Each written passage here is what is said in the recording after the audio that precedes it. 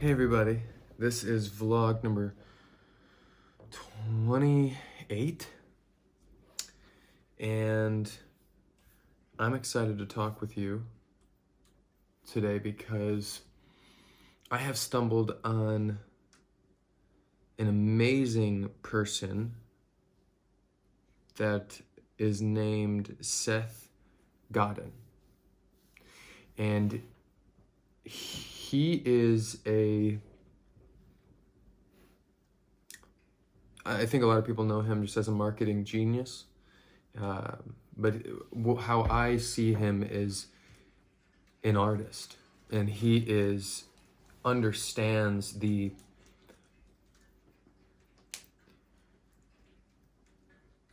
attitude and mindset of being a creative person. And he has so many great insights that I'm realizing that I've been doing before even finding this person. This is what I've been talking about for a while and making these vlogs. That he just talks about consistency so much. He has a blog post or a blog site, he's got like 7,000 something blogs that he does. He's been doing blogs pretty much since 1991. His started as a newsletter that changed into like a blog, but he's been doing it for over 20 years.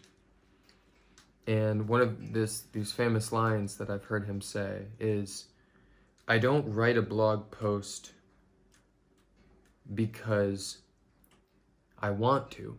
I write a blog post because it's tomorrow. And it just goes in line with everything that I've been thinking about and doing my best to act on with this discipline and this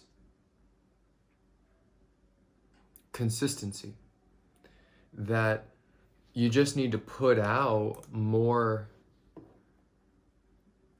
information of your philosophy or your craft or whatever it is that you're being productive with. Keep putting out.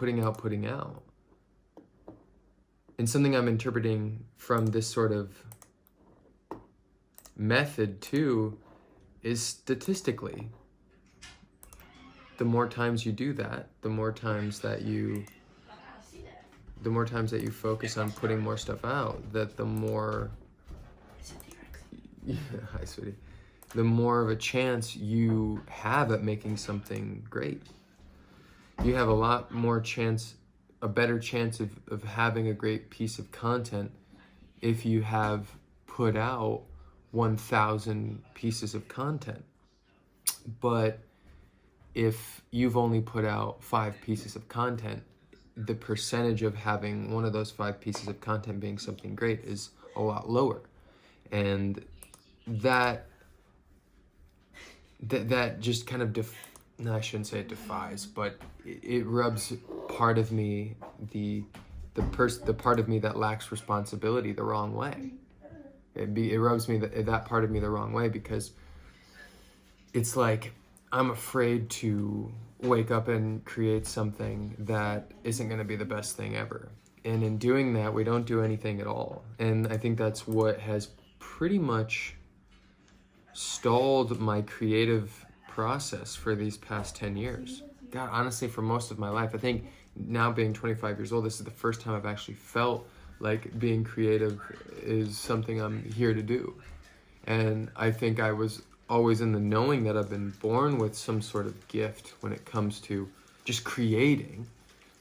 You know, I used to find it through other mediums like art and stuff like that, like drawing or writing poetry, but thought it was never something that I was gonna pursue because of a myriad of different things. Seth also talks about the industrial complex, that we've all been trained to be worker bees and listen to other people. So I think the other thing is, the reason why I never thought I was going to go anywhere with any of my craft is because it didn't fit the status quo. It didn't fit the worker bee mentality. It was a free thing. Art is free thinking.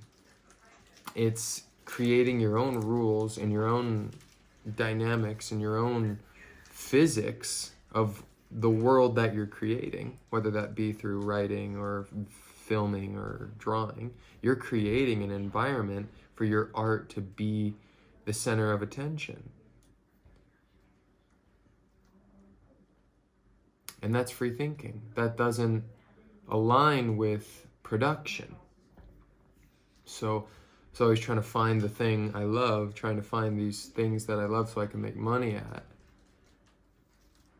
But instead, what Seth talks about as well is just loving what you do. And just choosing the practices and choosing the processes that, this is more my words now, but choosing the practices and choosing the processes of that make the most sense for you, man. Like, if you want to be a writer because you love writing, that's great. Be prepared to write every single day. You know, be prepared to be consistent on your craft. Be prepared to put in those 10,000 hours. And I think to get to that level of mindset, to put in that long-term effect, you have to let go of the idea of perfection. And that is something that I know personally this creative person struggles with. And I think that if I struggle with this, there are many other people who do it as well. They're afraid to have their work be judged because art is so subjective and it's so close to home, it's so personal. Anyone who's ever created something meaningful has been extremely vulnerable. Like, some of the best poetry I've written is about real things. Whether it's maybe real in my life or I'm witnessing it in someone else's, there's an emotional attachment there. And when we show our emotions, just like we do in a relationship, and we get burned, it hurts. So the relationship we have with the general public and our art is a very hard one to ignore and to not take seriously. But I think that's the beautiful part of making awesome art, and making art be sustaining, is not taking it so seriously and realizing that, I don't know the real statistics, but maybe 90% of the stuff that you do really is just not that good. So create more art so that your 10% that is good can sustain you. And it's not like a jackpot feeling. It's like, no, this is what I do.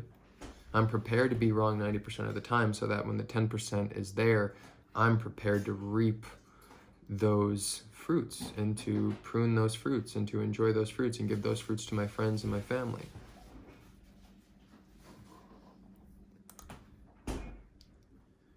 So don't take your art too seriously to the point where you're not creating anything at all. You're just being a copycat. Because if we take our art too seriously, we're going to start trying to mirror too much of other people. I think imitation is a great thing. I think it helps start our own creative process. But when you become reliant on imitating other people, that's when you become a copycat. And when you become a copycat, you're just, what Seth talks about is appeasing to the masses. We don't want to appease to the masses because the masses mean that we are average, because it's an average product that everyone knows and they trust it. But unless you have built a community around what you're doing, you're going to lose to the person who sells more of it for a lesser price. So Seth talks a lot about hitting the ends of the curve, not the median in the middle, that we're taught, industrial complex, taught to shoot for when creating something.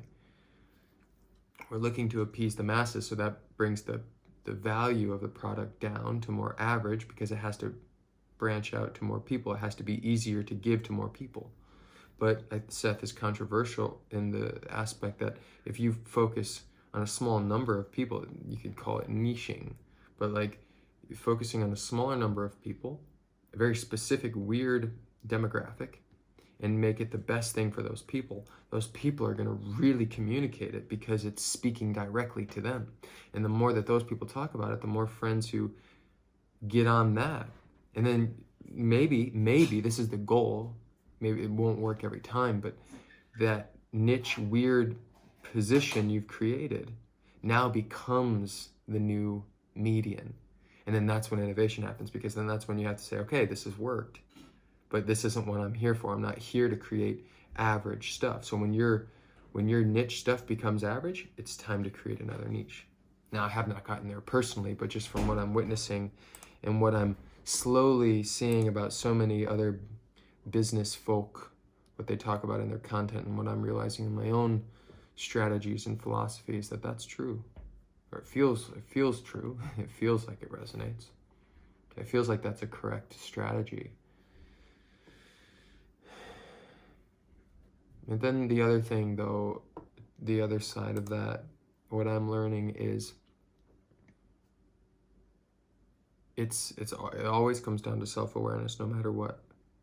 There's not one person out here that can tell you what the best thing is for you. I really firmly believe that. There might be statistics, there might be continuous patterns and traits and all this sort of thing that people have done to create very similar results. But at the end of the day, if you haven't developed your own spiritual or your faith or your larger than life or your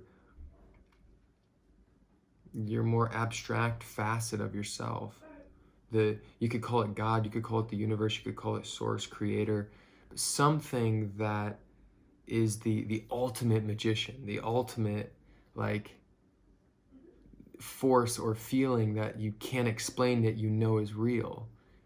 You connect to that place has your information that you're looking for. It's not in these people. These people will talk, all of this external stuff will talk to you, and they will open up little doors in you that will lead you into that ultimate magician place, where your ultimate magician, your ultimate creator, God, or whatever you want to call it, will show you what you need. So I think the first step is trusting yourself, trusting that part of yourself, which is something that Seth talks about. But he is very adamant about doing these practices, and that we shouldn't be wasting time following, follower counts and all these silly numbers of metrics that really don't make us productive. I'm inferring that he does have somewhat of a strict, hey, this is how you should do something, but open to the idea that but he's also an open-minded person. So what I'm gonna add to that is, yes, there are these things that might work, but ultimately check in with yourself, check in with that highest part of you that you get information from, and move from that place, because it's in that place you're gonna figure out what process works for you. I'm applying a lot of what Seth is saying, but in my own way. I don't do something every day, but when I do something like this, I do it with intention. So not only is consistency important, I really think the intention of knowing what you're doing is equally valuable. And I'm gonna leave it with that. So thank you guys so much for watching, and we will talk to you soon.